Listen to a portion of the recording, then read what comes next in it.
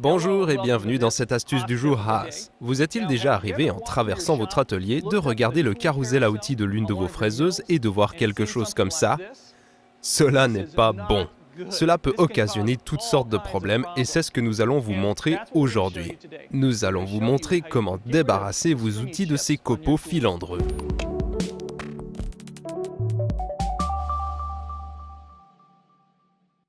Nous avons donc un outil autour duquel sont enroulés des copeaux. Cela peut-il poser problème?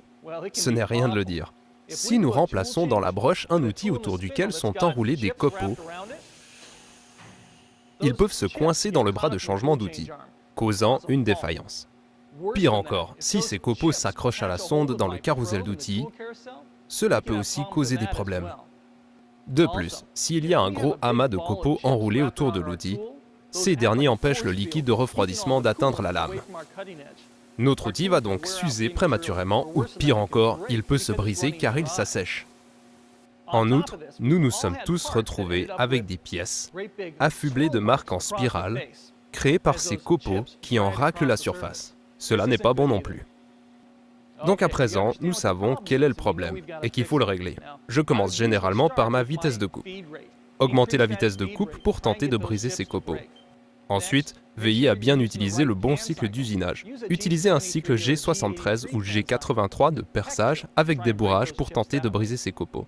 Ensuite, veillez à ce que vos circuits de réfrigérant soient parfaitement ajustés pour éjecter ces copeaux. Enfin, si vos problèmes persistent, parlez-en à votre fournisseur d'outillage. Veillez à bien utiliser un outil adapté à la tâche. Aujourd'hui, nous sommes nombreux à travailler dans des ateliers multigammes et nous n'avons pas le temps d'attendre de nouveaux outils. Que faire alors? Nous allons nous tirer d'affaire en faisant un peu de programmation. Nous avons créé une pièce simple et percé une série de trous.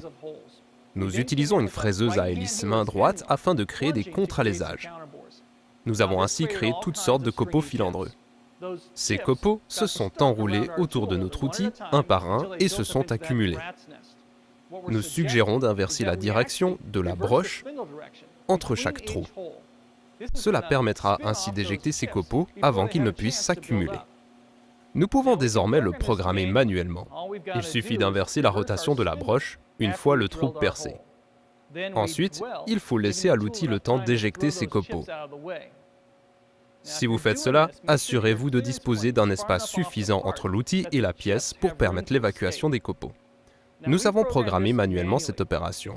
Si vous procédez de cette manière, vous devez ajouter cette inversion de broche et laisser du temps à l'outil entre chaque trou. Si nous disposons de la dernière version du logiciel sur un Haas Next Generation Control, tout cela peut s'effectuer de manière automatique. Il nous suffit d'ajouter une valeur E à nos cycles de perçage ou de taraudage. Je vais ajouter un E 2000. Cela aura pour effet d'arrêter et d'inverser la rotation de la broche à 2000 tours minute, et ce, entre chaque trou. Ces copeaux n'ont donc pas l'occasion de s'accumuler. En temps normal, l'inversion de la broche suffit à éjecter les copeaux de votre outil. Cependant, si vous souhaitez laisser à ces copeaux plus de temps pour s'échapper, il vous suffit de modifier le paramètre 306 sur votre Next Generation Control. Avec ce changement, votre outil s'arrêtera durant cette durée minimum d'évacuation des copeaux, mesurée en secondes, avant de passer au trou suivant. Nous vous avons fourni un nouvel outil pour votre boîte à outils. Si des copeaux s'enroulent autour de votre outil, inversez la broche, ou dans le cas d'un Next Generation Control, contentez-vous d'ajouter une valeur E à votre cycle d'usinage et la machine le fera pour vous. C'est tout pour aujourd'hui, merci d'avoir regardé l'astuce du jour.